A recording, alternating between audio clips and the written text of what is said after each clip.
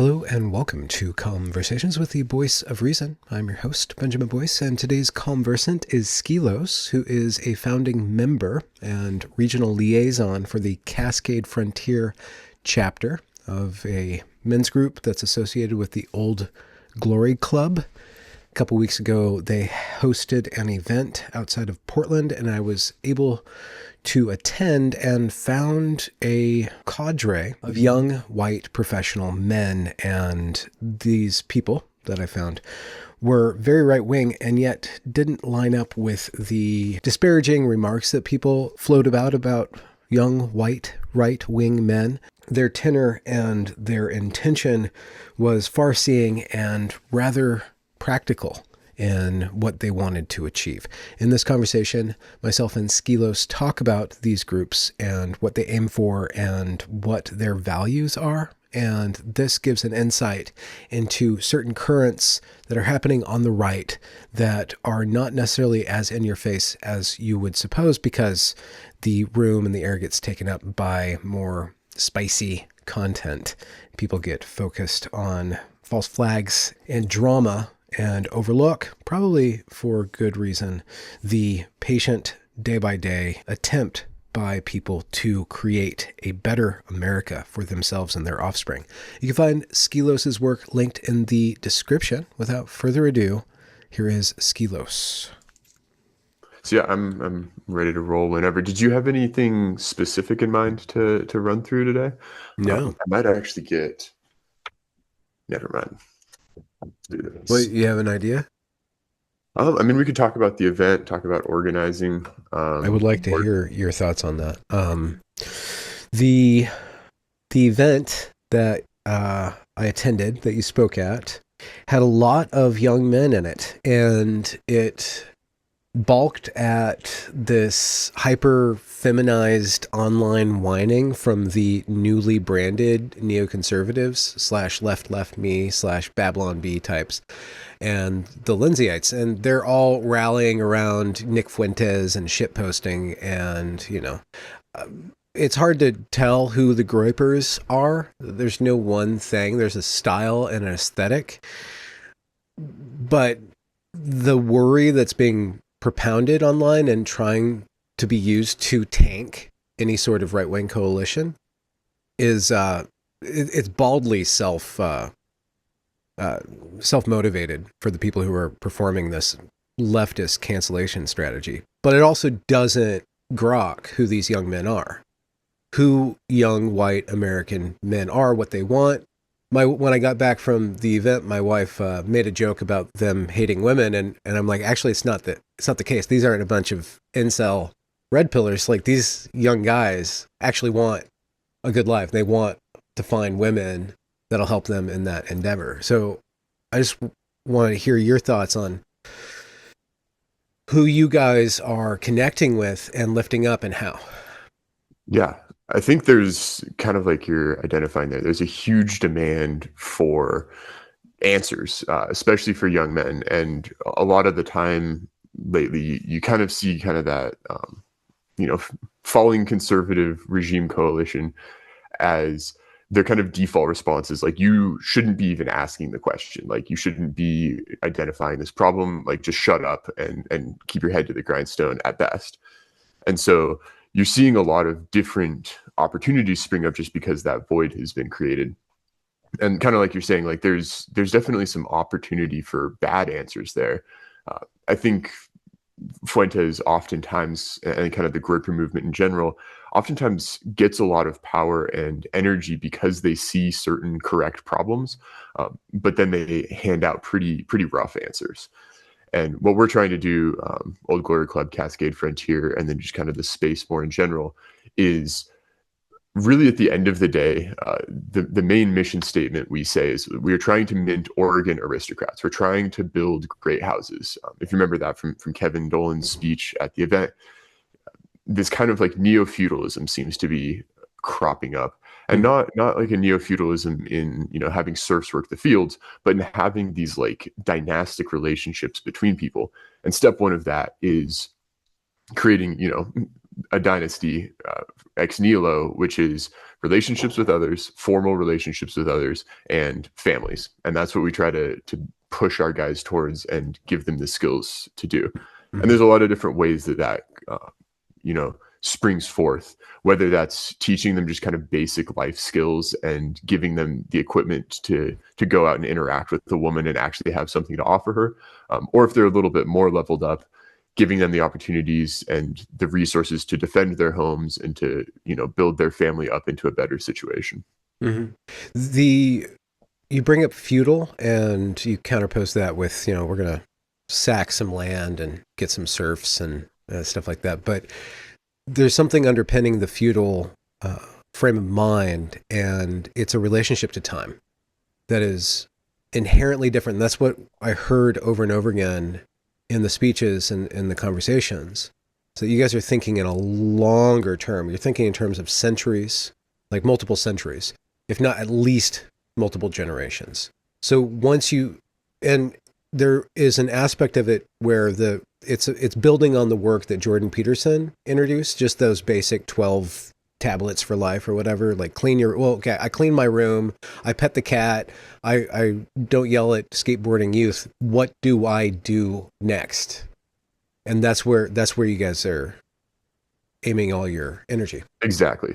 Yeah, there's a certain level of person where OGC, Cascade Frontier, we're not right for you at this time, because we simply can't, especially if we're trying to build a vanguardist movement, you can't take everyone and everything and try to get, you know, 200 million Americans leveled up. That's just simply unrealistic. And we're not the guys who are leveled up enough to be able to shepherd a movement that large. But yeah, if your room is clean, if you have a good job or the capacity to get one, that sort of thing, there's a lot of missing answers there where, yeah, the Petersonian, and one of the speakers at the event actually kind of referenced Peterson as kind of like, hey, this was my initial step. And to be honest, it was one of my initial ones as well. And I was never really struggling with like cleaning my room or getting basic things done. But the stand up straight with your shoulders back ethos just kind of provides that seed for a lot of guys. But then you kind of hit the midpoint of that sprout or that flower. And then, like you're saying, the answers kind of drop out where it says like, okay, how do you move from that into your community? And that's where I think Peterson almost seems to be cycling a little bit towards that direction in just a few clips that I've seen of him recently, where he kind of is realizing that, like, you know what, individualism is great and being a strong individual is good, but it's wildly insufficient. Like you cannot change your community by being like a metaphor we often use is like the shiniest cog in the machine.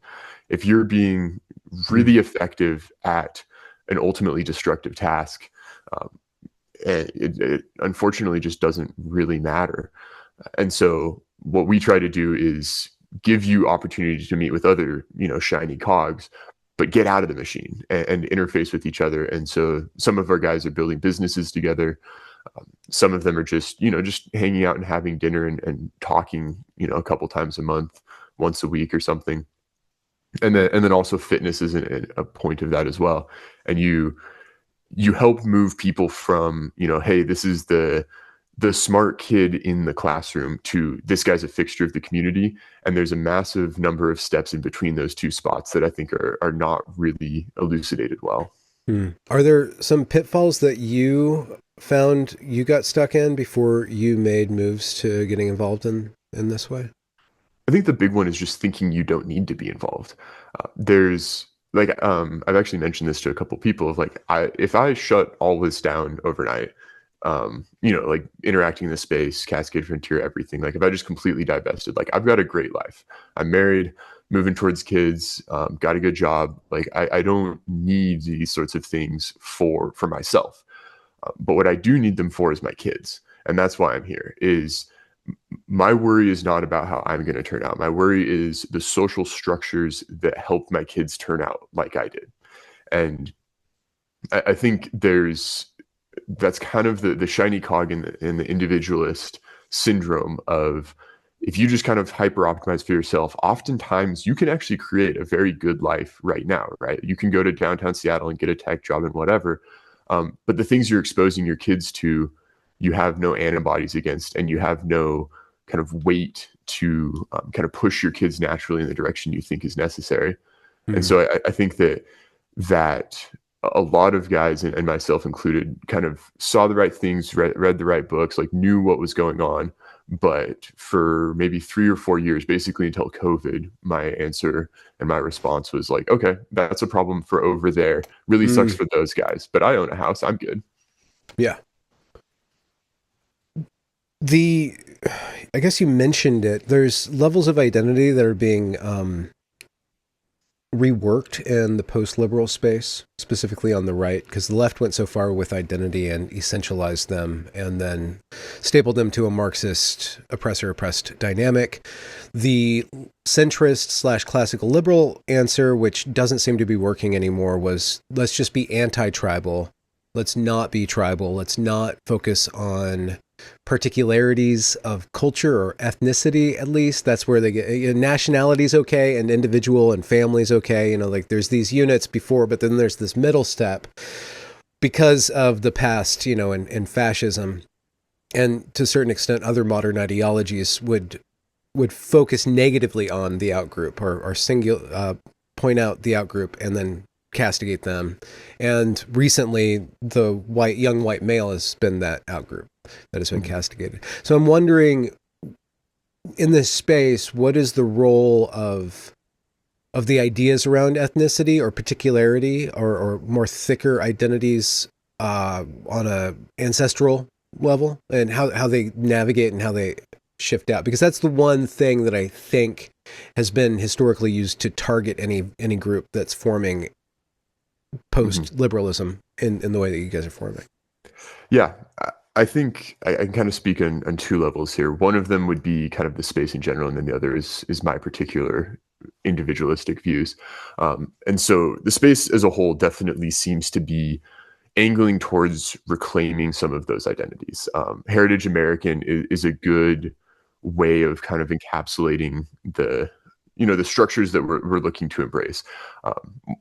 Some of our guys at the event posted like stickers. One of them said like, your ancestors weren't evil. And it's okay to be I think white kind of riff. Yeah, exactly.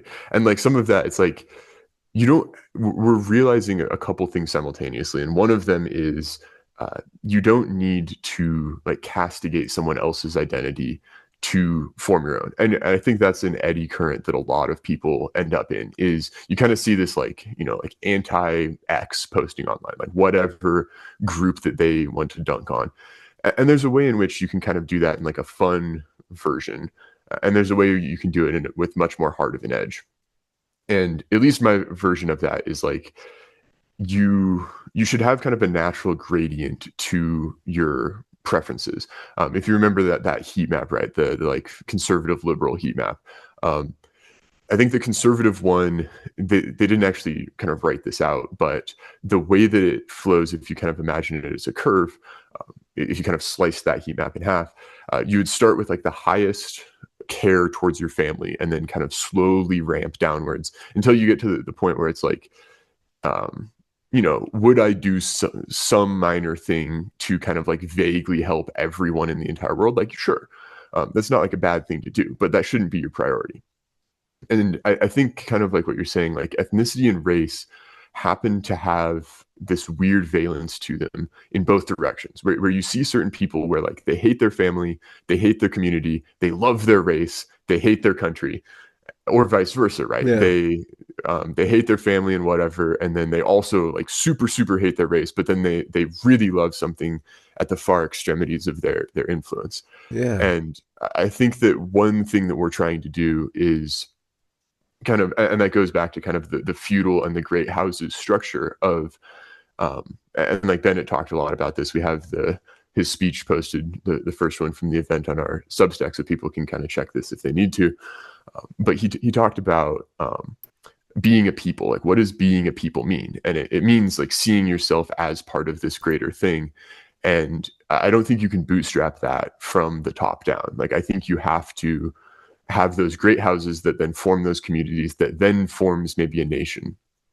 And trying to just commandeer a bunch of different disparate groups and just bind them under one banner, it's a failure mode that the right's been constantly falling into. And I think part of the reason for that is that they're getting herded a little bit into that like natural box canyon. Mm-hmm. So when you talk about great houses, it's got to be based on some sort of economic reality. And the economic landscape shifts so much, and has, or at least has in our lifetime. What are some of the ideas that are bandied about long-term wealth creation and the economic tendencies in the group for the more economically minded guys? Because one of the questions at the conference was, what would you guys do with $1 million? And one of the guys like, give me 50 million. Let's talk real numbers, right? So there's this whole scale of relationship to economies of scale. Mm-hmm. Yeah, I think I might have been the guy who talked about that, the scale. Dave might have been the one who said 50 million, but one of our guys actually had the answer that I think is perfect for $1 million, which is the answer that we need to have, right? Like, we're not going to get 50 million overnight, but $1 million is actually fairly achievable for a group of high capacity guys. And so his answer was, I'm going to keep doing what I'm doing, which is flipping houses, building up my local community, establishing relationships with other business owners, and kind of building that network, and in a way that makes profit and provides for his family the whole way through. And I do think Bennett talked about this as well in his speech, is like, scale is degrading. Like, living at scale is not necessary and not even really possible anymore or very soon. And so there's this impulse, especially you see it in politics, right, where like everyone cares about the presidential election, no one cares about the local mayoral election. And the fact is that the probability that we have an influence on such a grand scale is very, very small. And then even if you do have an influence on that president, the president doesn't really decide whether your town streets are cleaned up. And so my vision of great houses, and I think our vision of great houses, is not this like globalist or even nationalist vision of it. It's like Oregon. It's like we have 30 houses in Oregon that deeply know each other. And so then you don't need to become billionaires for that. You can become, moderately successful, low-grade millionaires, and you can totally have as much land, as many connections as you need there. And so I think part of it is just kind of backing away from that living at scale and embracing the fact that this is one point that I've made to the same guy cleaning up his town, is like, if you're a billionaire, but all your local haunts suck and you haven't supported your local restaurants, your life is actually worse than if you were, an 100 millionaire or a 10 millionaire, but you had a deep invested community and some businesses in the local area that you supported and that you enjoyed. And so you can't really live at a national scale. And so our answer to that is, it's time to stop trying to. Yeah. There's this term that's been bandied around for about a year now, called woke right. And James Lindsay's just been going on this tear about calling everything woke right. And people keep on asking, well, what do you mean? What do you mean? What do you mean? Because it's a very difficult concept for me to grasp. But I did a thought experiment. Well, what would a woke right Portland, Oregon look like, as opposed to a woke left Portland, Oregon?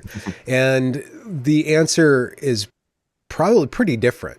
I guess from one level, from the everything that is that's to the right of me is Hitler, which nobody can get away from that memeplex for some reason.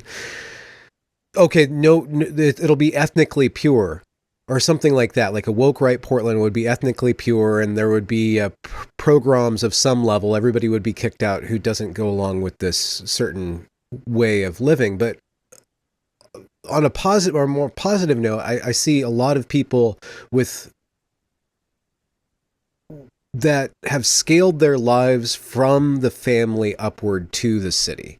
And through that care, I care about my lawn, and then I care about my block, and then I care about, my neighborhood, and then my neighborhood cares about the city. All those interlocking relationships based on a similar direction or a similar desire for a set of values.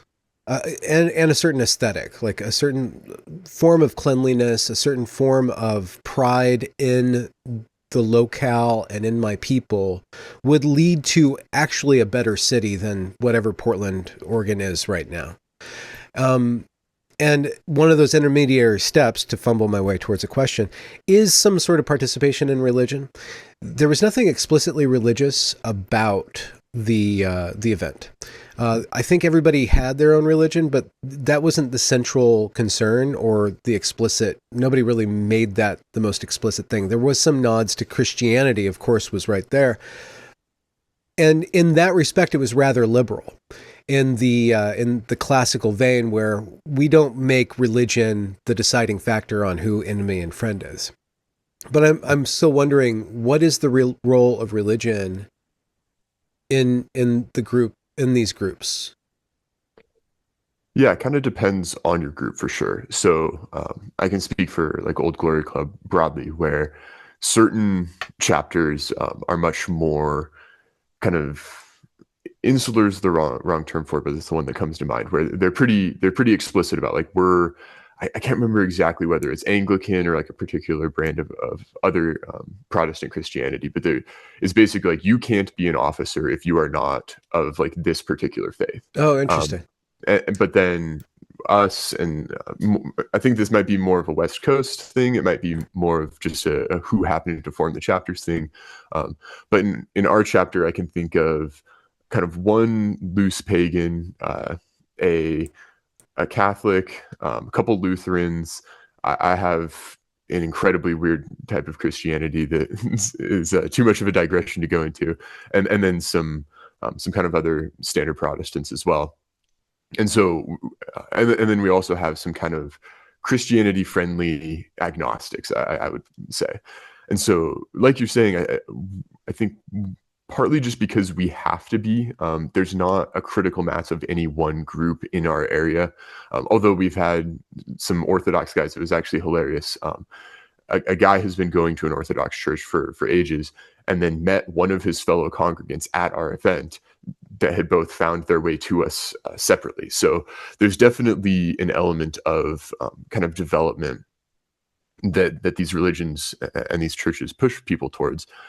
But our answer, at least, is if you're anti-Christian, if you're anti-faith, there's probably not going to be that much you enjoy here.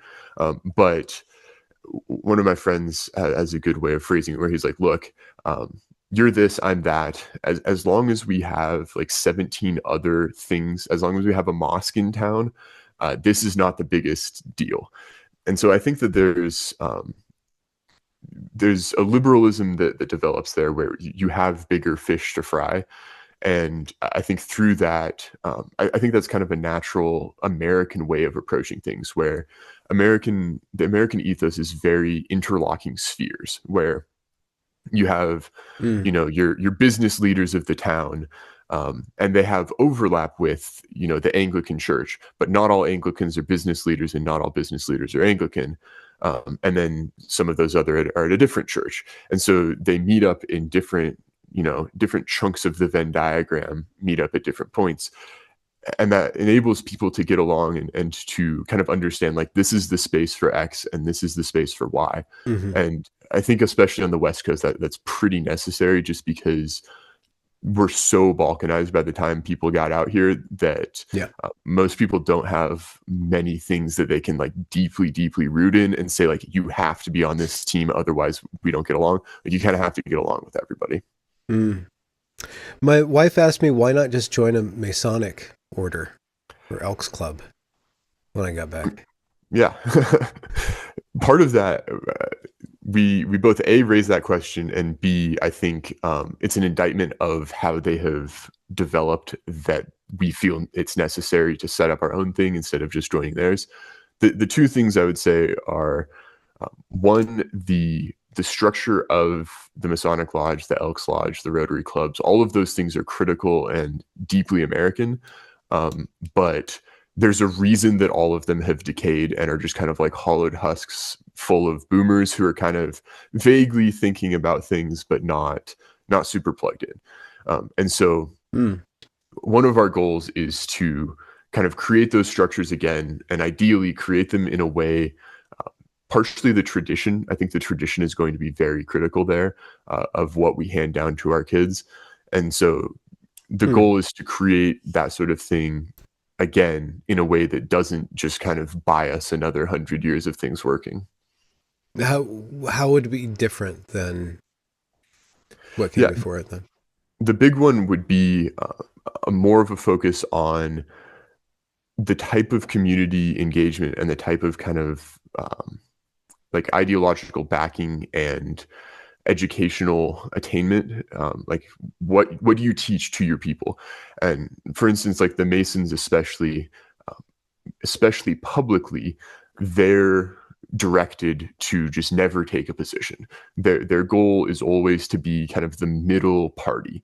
And so what ends up happening is that they basically choose 5 out of 10 on whatever the spectrum is, which means that that's dictated by whatever radical Who's extreme is on upstream? Yeah. kind of.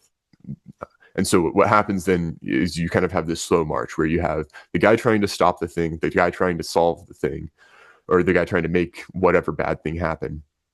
And then the Mason kind of tries to split the baby every single time. And the problem is when you split the baby every single time, you're really just slowing down the ratchet, but you're not stopping it. Hmm. And so our goal is to create the relationships and the networks that have a positive vision for our communities rather than just kind of this middle ground between options that other people present to us. Hmm. Is there a concrete one or two things that would show the direction of what you guys are going in, or beyond? One of the refreshing things about the entire conference, and I think Dave said it explicitly if I recall, is that the time for criticizing the old order is over. We need to we need to have our head in where we're going forward, and everything in the conference was very forward centered. Mm-hmm. But if you're bringing up the Masons and we're bringing up the Ratchet, we're bringing up leftism, we're bringing up Cthulhu, how does this differentiate itself from the liberal globo homo gay American empire, GAE, or whatever? And yeah, just like particular ways that it diverges from that. Yeah, the big one is we are anti-entropy. And the way that that instantiates most obviously in an individual is if you join our club, within a year, you should be better. You should be explicitly and obviously better.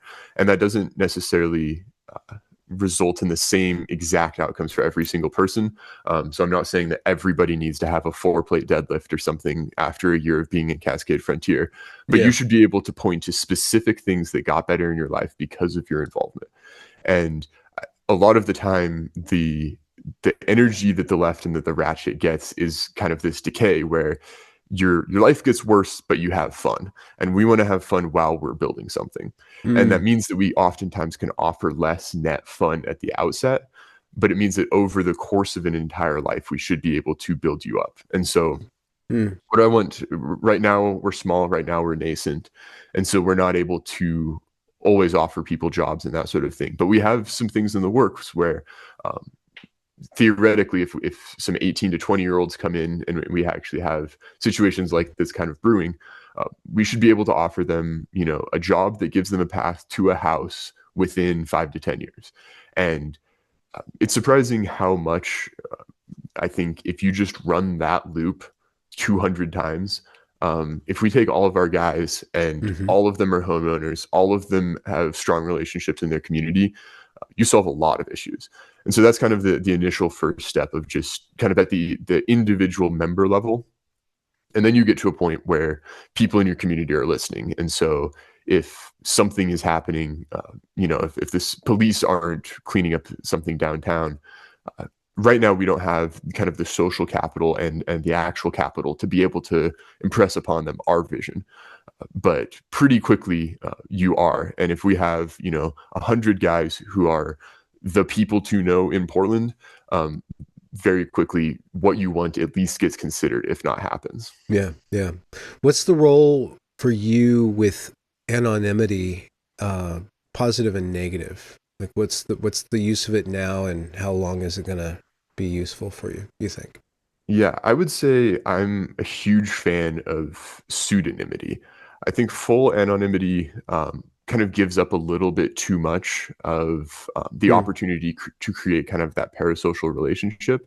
And then, at least for me, I've got enough stuff kind of personally that I think like full, as the kids say, face fagging would not be the prudent move. But a few of our guys are like semi anonymous, and then most of our guys are pseudonymous. And one advantage I think that's a little overlooked with the advantage of a pseudonym, and you see this with people who maintain the pseudonym even after the docs, is that there is always a bit of slippage between the mask and the wearer. And I think people discount sometimes that the mask does influence the wearer, and so you can't just say anything online and be horrible online and have that not affect your soul.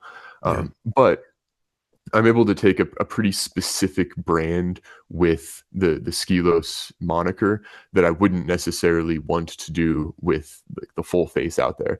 And Hmm. so same thing with Cascade Frontier. Like it allows just a little slippage between the individuals. And so, for instance, like the Cascade Frontier Substack has a pretty specific voice, but oftentimes different people are authoring the articles and that sort of thing. Hmm. And so we Hmm. have a coherent message that we're putting out there. We're always talking, like we're constantly beating the drum of fraternity and family and that sort of thing. Um, but the ways that we do that can vary away, and you have more degrees of freedom than if you were just like, hi, tune in to my specific thing. Yeah. But then I think you've never been anonymous yourself. What's kind of your take on the other end of that? I think that the problem with full anonymity, well, and anonymity degrades over time because the more you interact and the more attention you get, the more crystallized your identity becomes, and so you kind of become a brand, no matter what. Eventually, if you get enough traction, somebody like H.P. Lovecraft or a number of these different. I don't know who Howling Mutant is, but he's a pretty powerful voice online.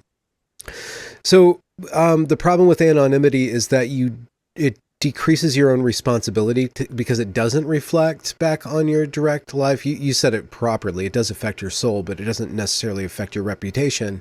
And reputation is central to the structures that you're talking about. Feudalism, broadly speaking, it has a relationship to time, it has a relationship to the person and to the status of the person and to the family name. And being a patriarch is the opposite of anonymity.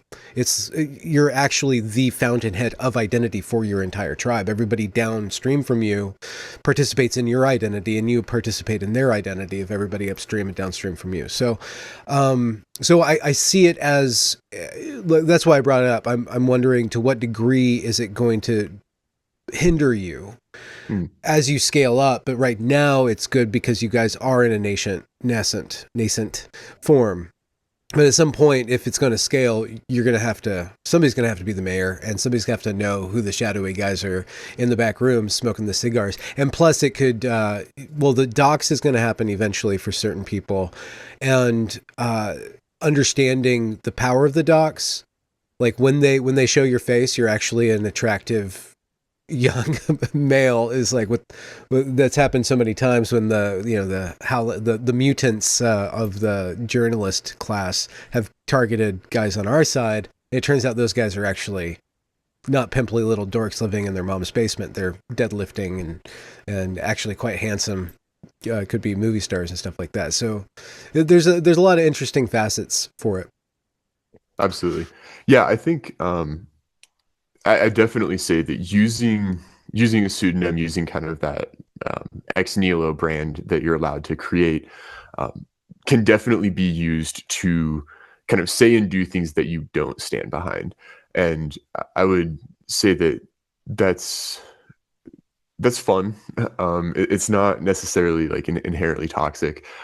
I happen to be a slight bit of a Howling Mutant fan myself, Yeah. but uh, I don't I don't approach it that way myself, just because the role that I have kind of stepped into is different, and Yeah. so I can afford to be maybe a little bit more jokey or a little bit more edgy than I necessarily would under a full face.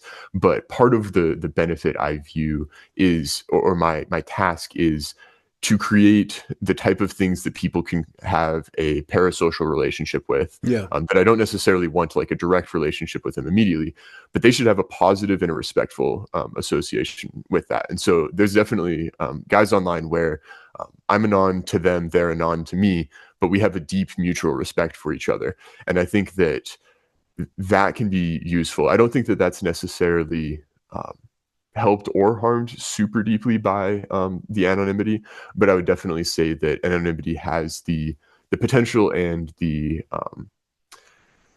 temptation to kind of use it to try to say multiple things out of multiple sides of your mouth.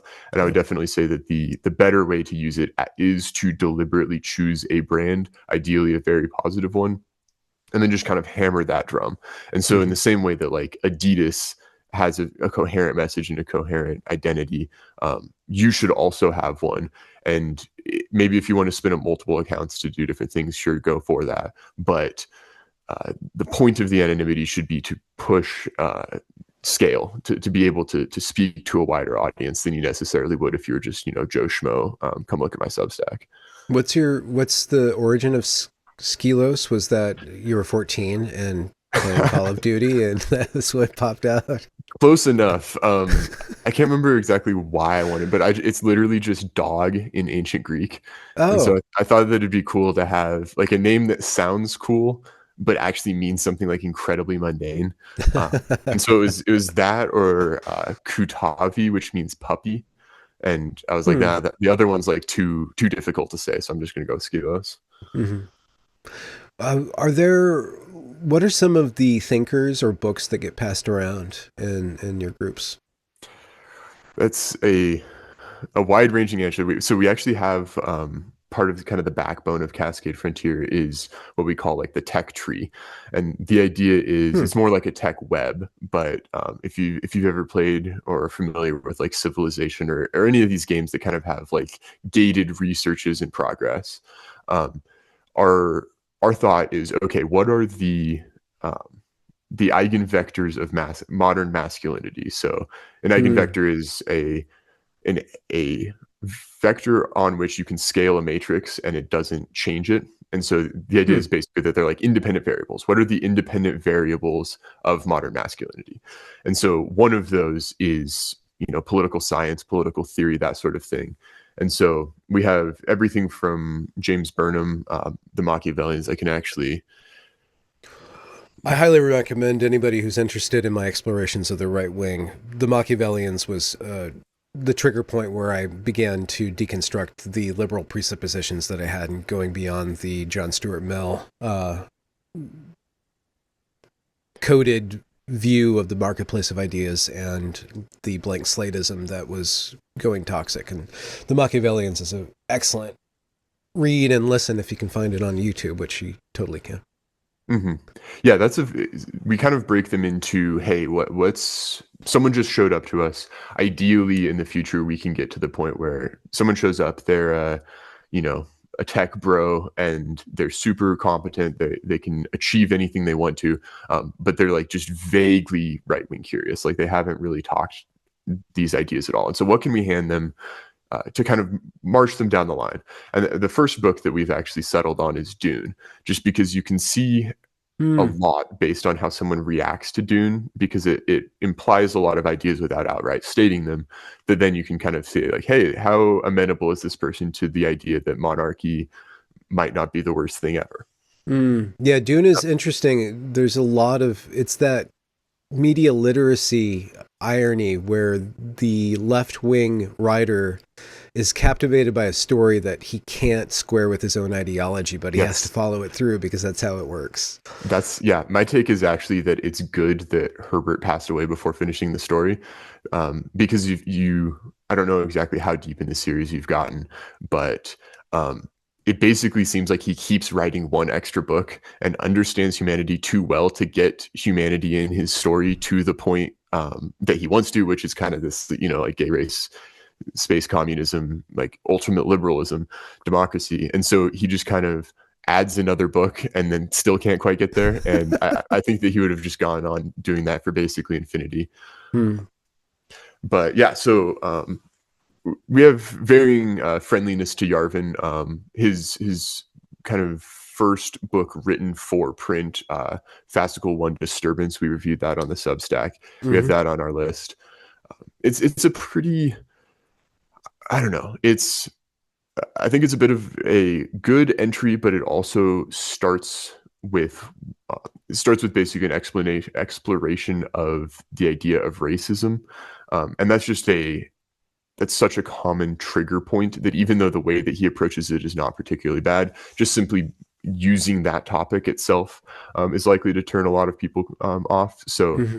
That's racism is very fascinating as a historical aspect of the neo-reactionary movement, because I just had a wonderful conversation with Nick Land, and he was uh, very gracious to meet me on my intellectual level rather than trying to get me up to his.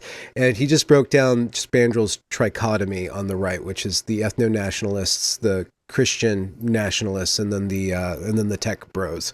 And if you read, which I highly suggest, or listen to because it's on YouTube, Dark Enlightenment, his essay where he is working through Yarvin's ideas. For some reason, it's the racism topic that most it draws the starkest or most colorful line on what it is in the liberal pathology or the liberal mind that is, upon which so much cognitive dissonance springs, or from which it springs. But but you don't have to care about racism. Racism itself isn't necessary to believe in or to have a strong opinion on. But if you just watch it as a topic, work out through this complex that just cannot square itself with it, because it's inherently anti-racist. So I was just riffing on what you were saying about yeah, Yarvin's work. absolutely. Yeah, no, and Dark Enlightenment's on our list as well. And yeah, it's very interesting to see some of the kind of like what you're saying, like I think one of the core toothpicks that kind of hold up the entire liberal, you know, mimetic framework is definitely that, like, you have to have this incredibly specific view on race and racism where uh, everyone's the same except these people have been hating and oppressing these people forever, and like we have to endlessly undo that. And you just kind of, you have to take that wholesale, because to take part of it is to reject any of it. Mm-hmm, mm-hmm. Yeah, so it's race, and then the sexual politics of sex, or Mhm. feminism, or which is the other thing, which isn't as spicy as race. But there is pitfalls to it with the red pill movement. Going too far into kind of formulating your idea as anti-feminist is insufficient for what you guys are working on. Hmm. Yeah, a lot of, and this goes back to kind of what Dave was talking about, is there's so many movements that sprung up in like 2000 through 2020, and as someone who is, you know, nigh unconscious for a portion of that, Wait, I'm were not you sure. in a coma or No, I was cryogenically young. I frozen? was Okay. I was a toddler, but the screen was on, but there was no recording playing yet. Uh, but as part of that, I think, yeah, you see that with like the MGTOW, the red pill. There's so many eddies that people have fallen into where they're defining themselves in opposition to something. Hmm. And eventually I will write a Substack article. I kind of want to call it like "Live Not by Their Lies," but that's a little close to "Live Not by Lies." But the idea is, like, Mm. you can't, if you're just living in opposition to something bad, you're letting them decide the game and the frame. Yes. And Yeah. so the move is the Bowden move of just simply step over it. And so many guys there, they kind Mm. of accept the frame, of like modern feminism or whatever, and then they're like, okay, I'm just going to kind of divest from this entirely, or I'm going to whinge online or whatever. Hmm. And the fact remains that you can basically always build a good life with a good woman. Like, and same thing, like, you can, no matter how horrible things get, it is possible to build a family. It might be easier, it might be harder. There are times when, like Yarvin talks about, like there are problems that become regime complete, where it's better and easier to just fix everything in one big swoop.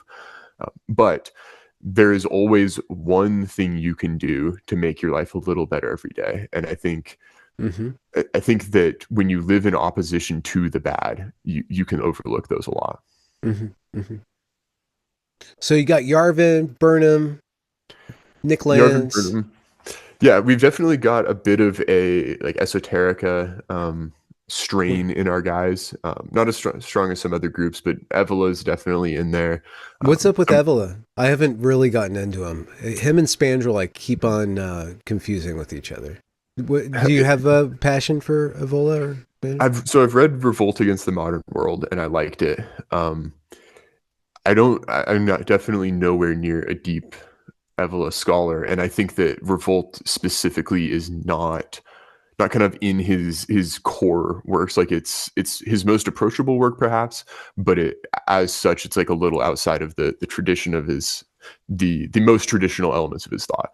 But I think Hmm. that his one thing I liked a lot is that he kind of approaches things from just a completely different angle, that you can tell like this strain of thought just got cut and snuffed at a Mm.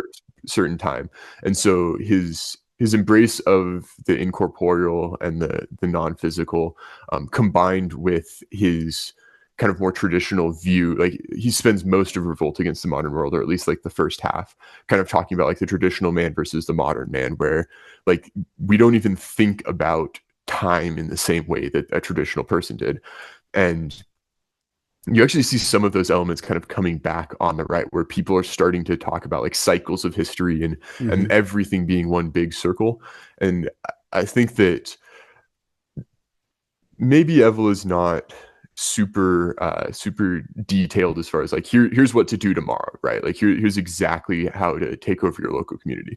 But he definitely provides you in the same way that like Spangler does, of maybe a sketchy map, briefly sketched out, but you understand like, okay, here we are in this like grand cycle, and so here's kind of the opportunities that are available and not available just because of where we sit in history.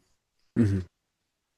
The esoteric you brought up, Evola in the context of the esoteric, the re-enchantment of the world is a very fascinating thing, and I think that that's part of why orthodoxy is becoming fashionable right now for young American men, because it does the icon, the smell, the ritual, the entire there's a lot of imagination, and there's room for the imaginal in there, and it's not as murky as more occultish strains of thought. Mm-hmm. Yeah, I think you're kind of seeing the Zoomers come back to some of this stuff in kind of this very interesting way, where Yervin talks a bit about this, where like the tolerance for irony has gotten really, really high. And so there's this weird, Hmm. like everyone knows it's a LARP. They're doing it in this joking manner, but they're doing it regardless. And in doing so, they're kind of bootstrapping it. And so, Yeah. yeah, we're almost like LARPing ourselves back into community and back into tradition. And I can't remember if he said it in his talk, or I think he might have in the panel, but Dennis Phylactery, Kevin Dolan, at the event mentioned that if you do something like 2 or 3 times, your child grows up and just thinks that that's what we did as a kid. Yeah. And I think that there's some amount of that, of people are kind of faking it until they make it, where they go back to their Orthodox church or whatever, and like they're kind of forcing it a little bit. But as long as they can hold it together for 20 years, then they've got a kid who doesn't know any better, or any different. And Hmm. we're kind of using that, and oftentimes with that tinge of irony, to kind of get back into it. Yeah. There's a Sam Harris went back on trigonometry. I don't know if you know who Sam Harris is, but he's Brett Weinstein calls him the stupidest smart person in the history of stupid smart people. But he was decrying that the White House is basically indistinguishable from the Babylon Bee. Somebody responded that actually it's funnier than the Babylon Bee, but that kind of aesthetic, that hyper ironic, mimetic aesthetic of communication, is very central to how Trump won mimetically in his first election bid, with the rise of the Pepes and the Kekistans and stuff like that, and the inability to tell a joke from sincerity is the death knell for anybody who's going to be engaging specifically with the new right, the true right that you guys are fomenting right now, because topics like race or edgy humor were developed to strain out. I think Thomas 777, who was the most explicitly spiciest guy at the event, amazing man. He said that his racism, or the way that he talks about certain ethnic groups, he does it on purpose to kick out the gatekeepers, to just fry their brain so that they're not in the way. If you can't even handle this, get out of the way. Now, and I've said this before, when Daryl Cooper got on Tucker and got exposed to a broad audience and had to become the brunt of a lot of reaction to criticism of the current rules-based post-World War II order, people went through Daryl's Twitter feed and found him using these Nazi adjacent aesthetic posts to prove points. And they didn't see the point that he was making. They only saw that he would cast Hitler in a positive light. And under no circumstances are you allowed to do that. So it didn't scale, or it became a sticking point for him to scale past that shit posting. The problem with the shit post is that it can linger, but at the same time, it's also a firewall against prudery at the beginning. So there's this interesting, this kind of ties back to what we were talking about with anonymity and pseudonymity, where you have to kind of be aware that later on down the road, this might negatively impact you, or be used to castigate you, because of its associations. But at the same time, the more people push and denigrate the Hitler is the summation of all historical evil, the less power that has mimetically across the board. And who knows where the Zoomers are headed with their aesthetics and with their morality and stuff. Sorry, that was a long aside. No, I think it makes total sense, and it does a good job of kind of summing up some of the topics we talked to thus far. And yeah, I think in my speech, I had a line about like seriousness is not severity. Seriousness is playing to win, and talking a bit about how humor was really valuable for, especially kind of that, the new right, the Trump right movement. And I think you're right that sometimes it can be, it can come back, and spice can cause lost friendships, or even just like people whining you on Twitter. But I would say that the strength that the right is finding is that we're rejecting the severity unseriousness false dichotomy, where there's a way in which the right can be and is being unserious and funny, and bringing in a lot of levity. And I think that some of like the White House posting can fall in that regard, where they post like a Zoomer edit of deporting people or whatever, but then like the boots on the ground actions kind of, they don't line up with the aesthetics that they're presenting. And so similarly, or at least my take on that is kind of the same thing as the take on pseudonymity, which is our greatest strength is truth. And if we can use humor to point to truth. We can use pseudonyms to point to truth. We can use branding to point to truth.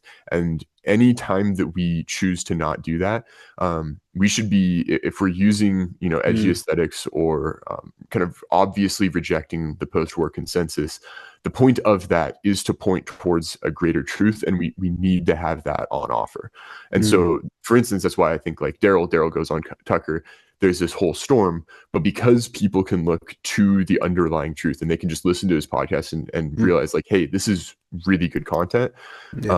They don't need, that's a situation where all publicity is good publicity. But if you have a crappy product, and if you're not offering people something good, then all publicity is bad publicity, because you want to hide as much as you possibly can.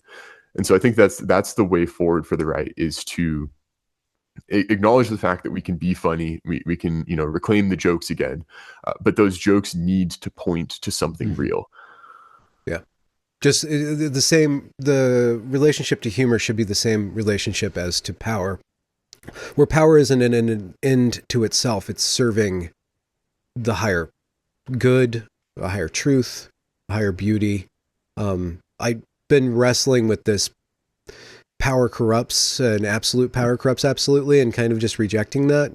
And it's more like liberalism corrupts and absolute liberalism corrupts absolutely. I mean, there's power is not just some bad thing. I use my computer for good or for bad. I use my connections for good or for bad. Power and absolute power is actually can be cleaner in certain respects, and just kind of really why I'm so attracted to the thinkers on the right is because they're playful with these ideas. They break cliches to release the tension and then to reassemble new cliches. And so participating in that creative project is why I think that's where it's at. If you want to be up and coming, if you want to be on the avant-garde, for one reason, for several reasons, the right is where it's at, and the right isn't just one monolithic thing. And that ties to another question I wanted to ask. I guess you guys are too small and too new to have much in the way of conflict, but have you guys thought or workshopped about how to deal with group conflict? Oh, maybe there is some drama already. What do you guys do with drama? What's the role of drama and the role of holding each other accountable or correcting each other? Which kind of ties into this mimetic or this meme that Charles Haywood brought up, no enemies to the right. And the center left me neocons cannot understand what that actually means. And what it would actually mean is what I'm trying to form the platform. So I don't want to answer the question, but how do you correct somebody who goes too far? How do you deal with drama? Yeah, I think groups inevitably have conflict, and if nothing else, conflict is just a signal that you're not on the same page.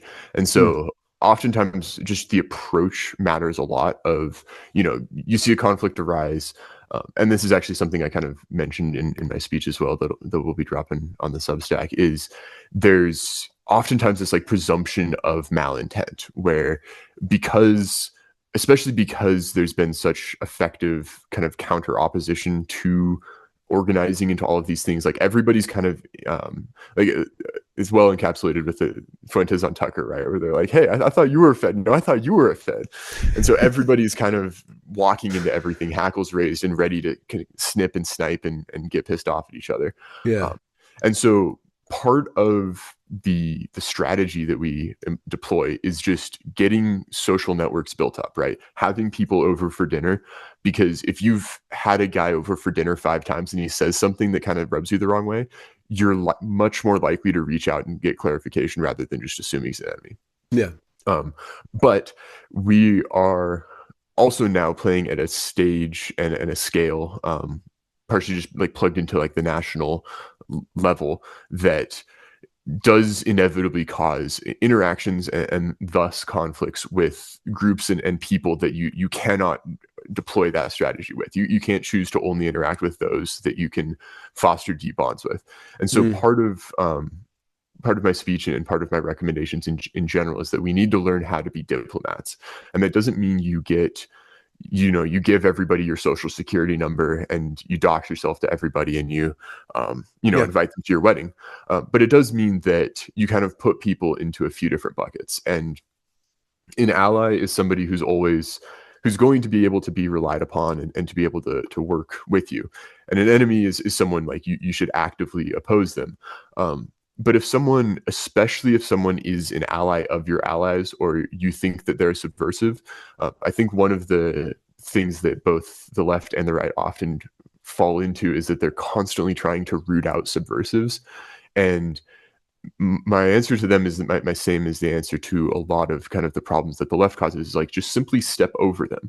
If you are moving too fast and you're being too effective for them to effectively subvert, the answer is to create your own spearhead and to move it faster than them. And so even if you don't like where they're going, or you think that, you know, their ideas are toxic, just present yours better and faster than they can. And Mm-hmm. then conflict, I don't know, I'm a huge fan of just not expending resources on pointless conflicts.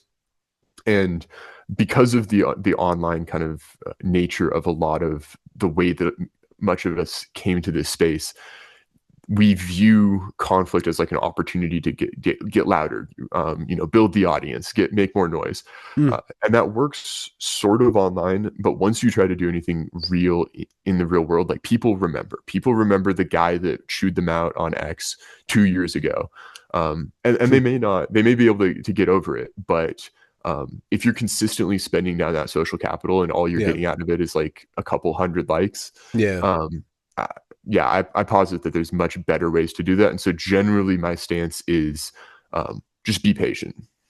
Mm. Wow. You brought up diplomacy. It made me think of the beginning of a tweet or thought about there's two ways that diplomacy can kind of go. You can go towards becoming a statesman or becoming a politician. You know, you can either just be diplomatic to always position yourself as in power or always ameliorating, but not really having a strong content. Whereas a statesman is a representative that's tied. There's something more noble and broad-chested about a statesman as opposed to a politician. But when you're talking about diplomacy, you could be a hypocrite or talking through two sides of your mouth, or say robbing Peter to pay Paul, and all these different kind of tricks that go along with it. Or you could be, like you said, you rooted it perfectly or worded it perfectly, in patience. You're taking a broader point of view, and I think that everything, bringing up feudalism at the beginning of the conversation is really fruitful because it's that frame of time. You know, it's that frame of property and what is my responsibility, what's your responsibility, and how do we interact in a positive way across these differences, and then understanding the roots. You guys are incredibly American. This is an incredibly American project, and there's aspects of liberalism that are inherent to how you guys perform yourself, and not liberalism as the ideology, but post Holy War, post Protestant religious war liberalism, where we have enough space where we don't have to be stepping on each other's toes, but because of the nature of reality, we do need to have strong bonds, because what we're up against, be it collapse or be it leftist hegemony,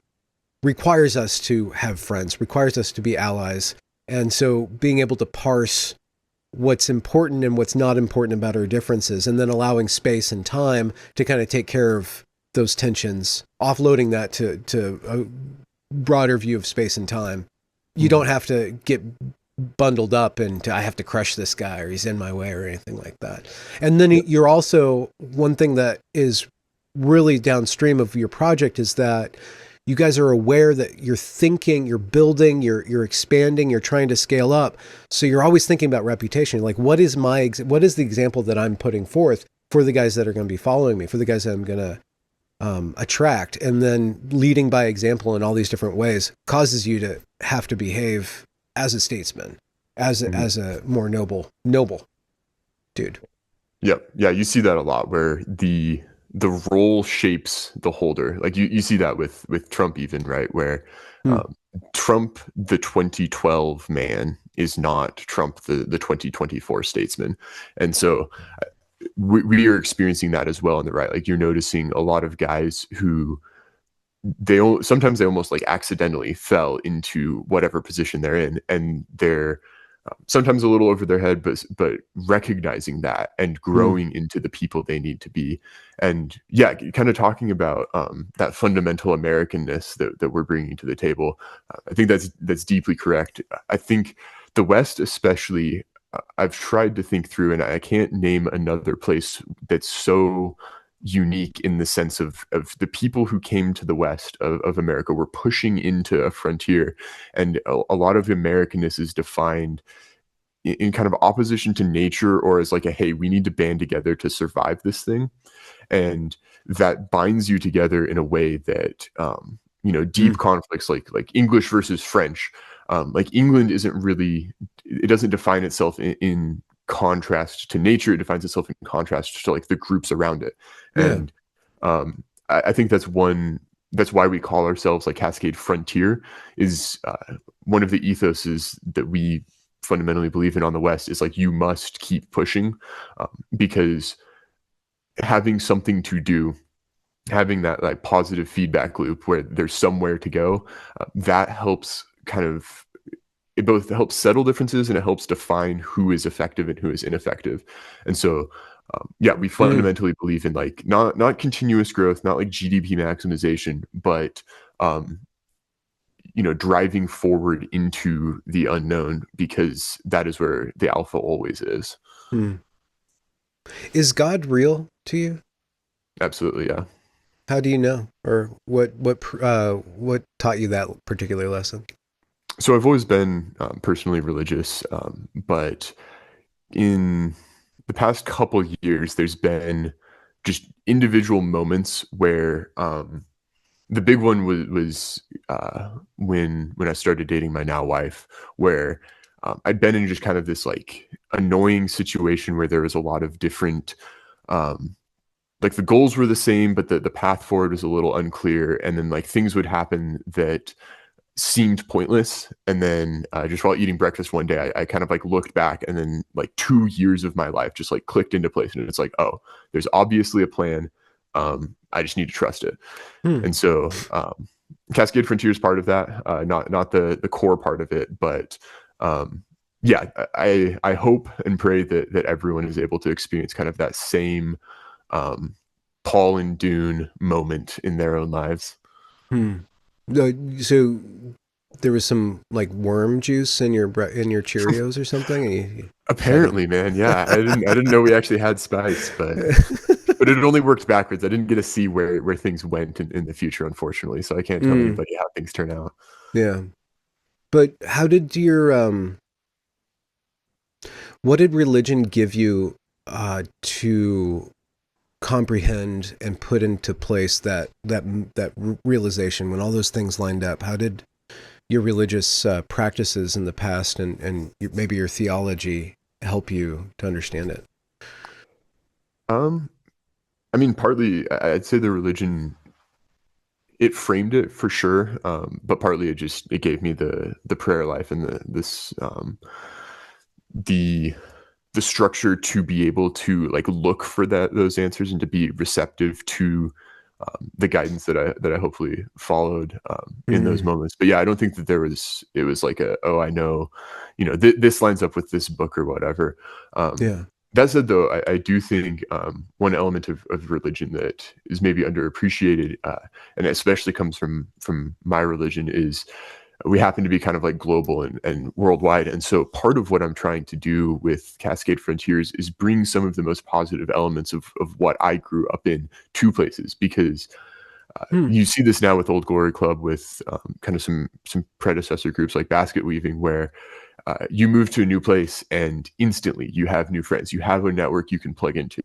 And so many people I know move to a place and they've got no friends after 2 years. And so yeah, Mm, part of the the goals I have come from the religion that I grew up in, where I'm trying to share with other people and kind of give them their own more kind of like you're saying, like liberal. I'm not dictating everything about the way they do it, but I'm trying to give them the opportunity to have what I have. hmm. Would it be too doxy to say the name of this We weird unfortunately thing? don't have a name, so I Oh, literally cannot dox it. oh wow. Uh, Uh, how did you find it then? Your grew up in parents? it, yeah, just grew up Okay. in it. And there's no name for it still. Yeah, It's no been, name. huh. I mean, people like to call it the truth, which I think is nice and based. But it's like, Okay. hey, we're the correct people. Okay. Sounds Orthodox or Catholic, but you just anglicized it and the Yeah, truth. it is actually surprisingly. I talked to a guy about orthodoxy, and the number of things that we do as like hyper offshoot Protestant that match up with the number of things that they do as no offshoots whatsoever are surprising. Yeah. What is I guess you answered the question because when you brought up prayer, I always like to ask people what do they mean by prayer?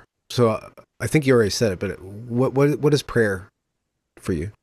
Yeah, I think From what I understand, there's, at least in my experience, there's kind of two broad categories. There's kind of the meditative prayer where you're repeating kind of the same thing to get into a trance. And my tradition doesn't do much or any of that.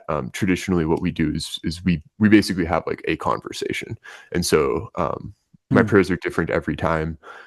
They're specific to whatever situation. The norm in my group is that we don't ask for physical things. The joke is that like God doesn't care if your car is red or blue, and so oftentimes if we're requesting something, it's much more in the realm of like, help me have this correct spirit to deal with this. Yeah. Yeah.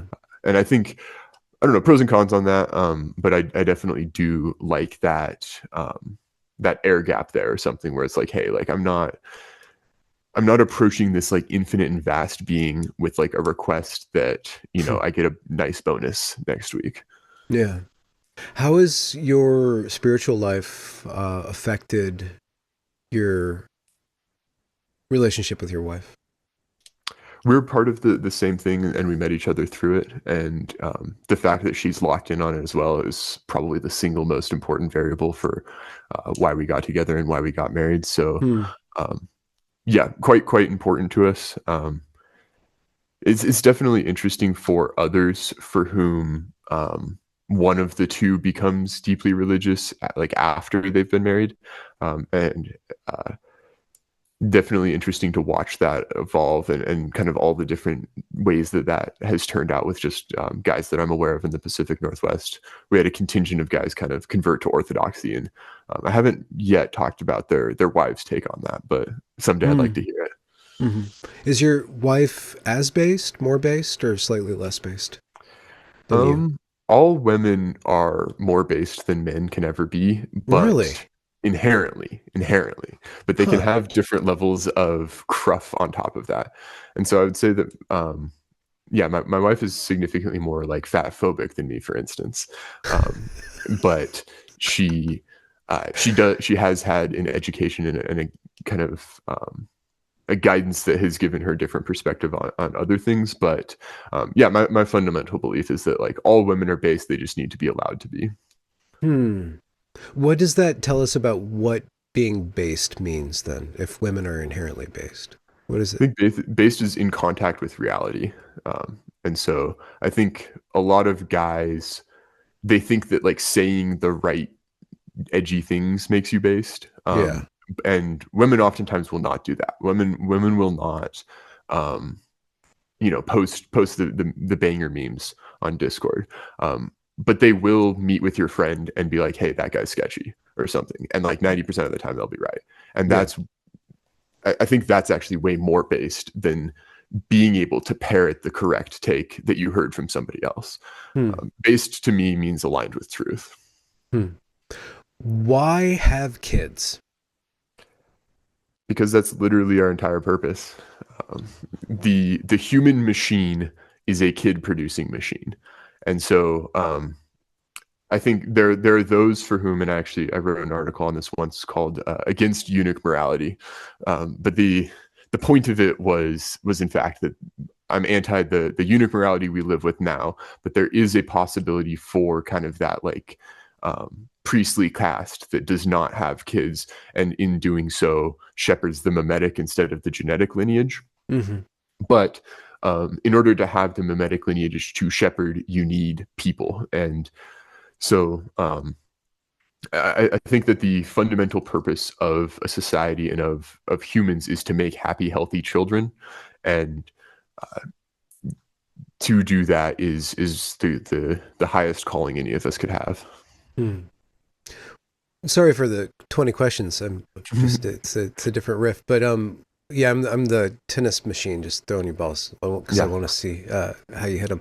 Um, what are one or two of the greatest evils in the modern world that you feel you have to repeatedly denounce inside yourself or to the world? interesting. I think so. False dichotomies is a huge one. That's kind Hmm. of a larger class of evil, but you notice it deployed so often that I think I'm comfortable calling that something specifically. So you notice this, like for instance, in the racism conversation, where it's um, either you have to ignore everything and like burn everything down into this like gray blended biomass, or you have to like hate everybody who's not like the 7 people in your family that you grew up with. And obviously those are extreme takes, but you notice this messaging oftentimes of like there's only 2 options and they're both bad options. And so I think part of that stepping over that we need to learn to do is just completely rejecting that inframing technique that has been done to great ill most of the time. That ties directly back to what you're saying that the Masons did that you guys want to avoid. Exactly. Like trying to be the reasonable guy within a frame set by others is a losing proposition every single time. Wow. What's the frame then? I guess it's such a big question. We've been talking about it in all these different ways. One question I like to ask psychologists is, what's a human? You know, because you're trying to make somebody better, but you have to have an idea of what man is. So I'm wondering what the frame is for you, and then that binds you, the similar frame that's binding you with the guys that you're working with in these groups.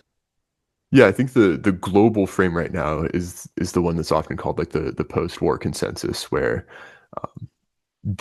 there's kind of this batch of ideas that must be accepted, and the assertion of that frame is that you are either in that or you're evil.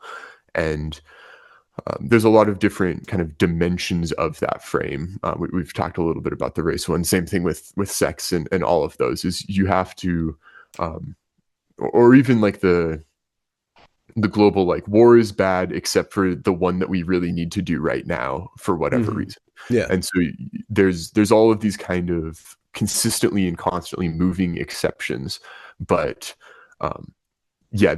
the part of the struggle and part of the vulnerability of the modern kind of decaying frame is that it is incoherent and falling. And so the frame that we, I think, or at least that I can speak for myself most clearly, try to assert is just kind of the one with the least potential energy. I'm trying to have the fundamental apoliticism of like a fully integrated human, where we shouldn't be looking to do politics as like some sort of activity. We should just be living normally. Thomas calls it living historically.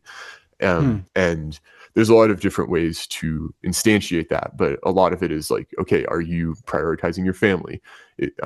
Are you doing what 99.9% of humanity for all of history would consider completely normal?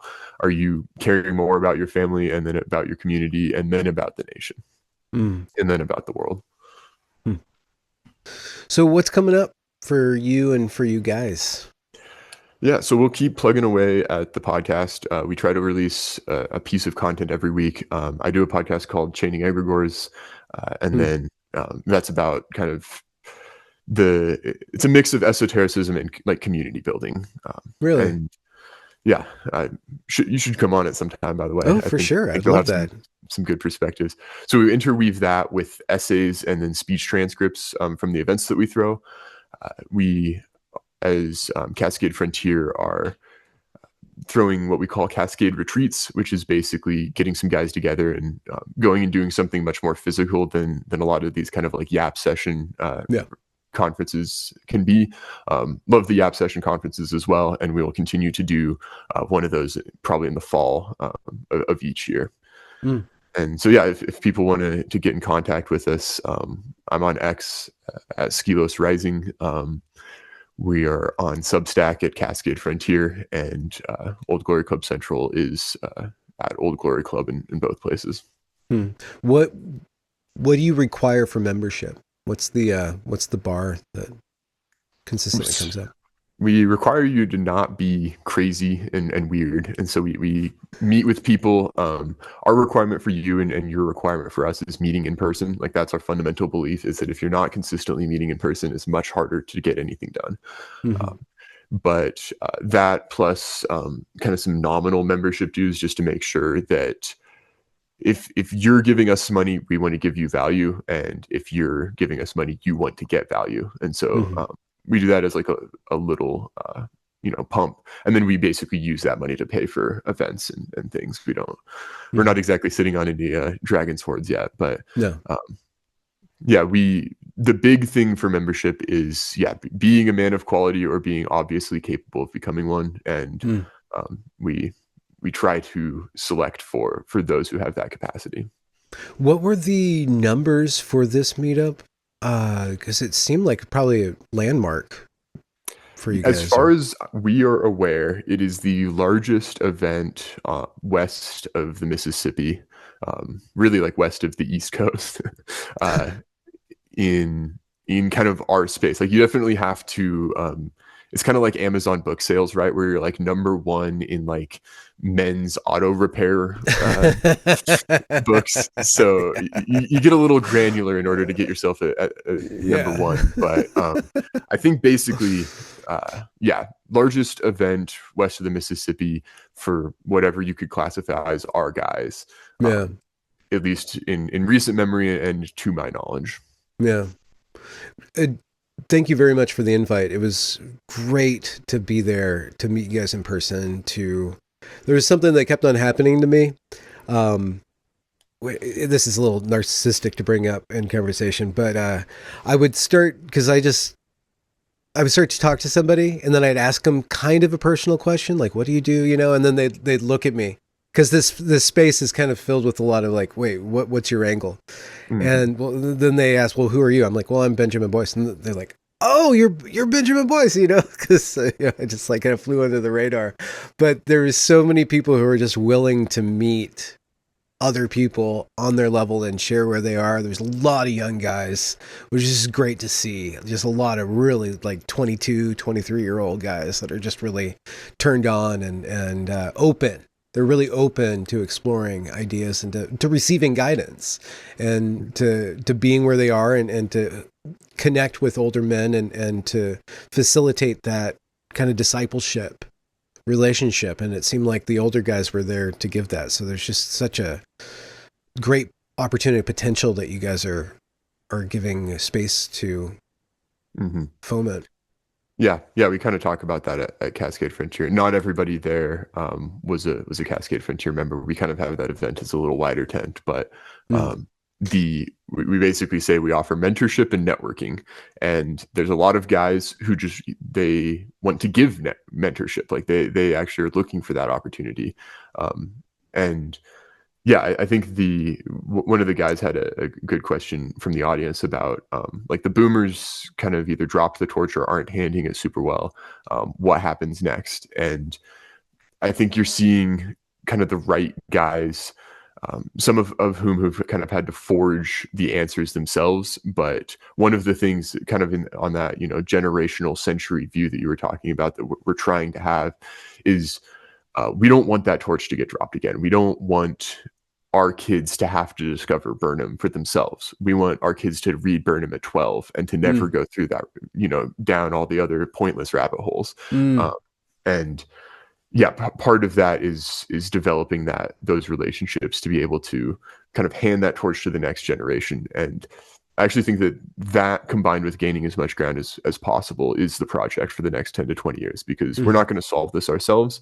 We're just going to set up our kids and their kids to be in the position to be able to do it.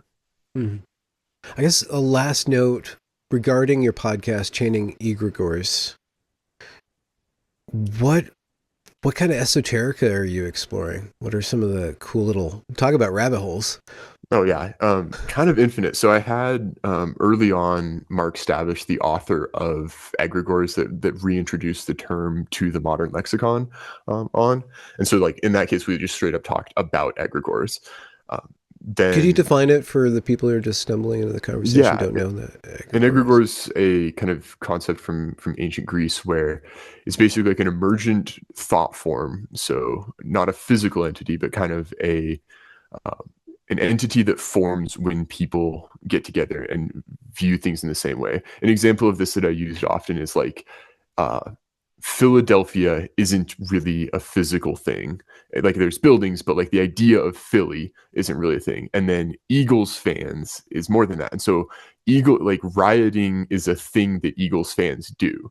But when you kind of drill down, it's like, what's the material meaning behind those statements? And the answer is like basically nothing, right? Like Hmm. there's this group spirit that is the Eagles fans, and then they destroy the actual physical buildings in downtown Philly. But the thing that people are doing is in some ways disconnected from the individuals themselves. Hmm. And so So that's kind of it's a what we're greater order exploring form. is, Yeah. yeah, what are these things? How do you interface with them? And then how do you build ones that, because like what we're trying to do is we're trying to build a Yeah. functional and a coherent and a healthy egregore. Yeah. Yeah. No, that has been my approach to a lot of the social phenomena, and probably something that guards me from getting too ideologically based, or too caught up in the dichotomies that these egregores or these thought forms want to trap you in order for them to feed and to grow stronger on, is to just kind of listen to the spirit of the group, listen to the spirit of the culture that we're talking about. One thing when I talk with Aaron McIntyre, for instance, when we're talking about this idea of American identity, it's not something that we can really define, but we can if you have. And I think prayer is helpful in broadening your attention to receive a broader picture. It's kind of hard to see the fog when you're in it, but if you adapt your sense making and your sense organs to it, you can start to see. And so there was a spirit that was there at the event, and it was unlike what its enemies, nominal or actual, would want it to be. It's Yep. not what people think it is. It's not this dangerous lurking thing. There's all this ideology and there's all these different individuals and these different positions that are being expressed and exchanged, but in aggregate, it's closer to something that is good for the people involved in it and for the people that it's going to affect. Especially when you're modeling community builders and statesmen to go into the community, to clean up the streets, to cleverly geld the liberal ideologies or the progressive ideologies that would corrupt the youth, and to build relationships that then, through the building of relationships, decrease a lot of the animosity between left and right because it's based on something greater and also more personal than those egregores that are, by becoming anti-woke, you solidify woke in your consciousness, and then when woke dies, you end up becoming the next woke in a weird way. Yep, exactly. Yeah. And that's exactly what we're talking about, both in the like live in a way that doesn't have a lot of potential energy, and also the don't live by their frame, where Mm-hmm. yeah, like the struggle with a lot of the liberalism is it requires all of these like layers, and it builds up this tension because you're so far from anything that makes sense. And there's a way to kind of be the same distance off the ground, Hmm. but in opposition to them. Like you're saying with like woke versus anti woke. Like the answer there is to just be dispassionately disengaged from that. It doesn't matter what they say. It doesn't matter what they call you. You're correct, and you're aligned with truth. And that's what we're trying to get people. And I think that's what the spirit of the event oftentimes is it's not, there's high level discussions and people talking philosophy for sure, but underlying it all is just kind of this like that natural apoliticism that I'm describing, that Bull advocated for in his speech, of like, you don't need to be living 17 layers deep. Like you can just be normal, and everything that needs to fall from that falls from that. Hmm. Hmm. Skilos, thank you very much for inviting me to the event, for exposing me to all your community, and for coming on my show. It's great. You're a great mix of the jock intellectual. I'm sure Socrates would be proud if he stumbled upon you. Appreciate that, and appreciate you having me. Yeah. Let's end it there. Where's my button? Cool. Thanks, man.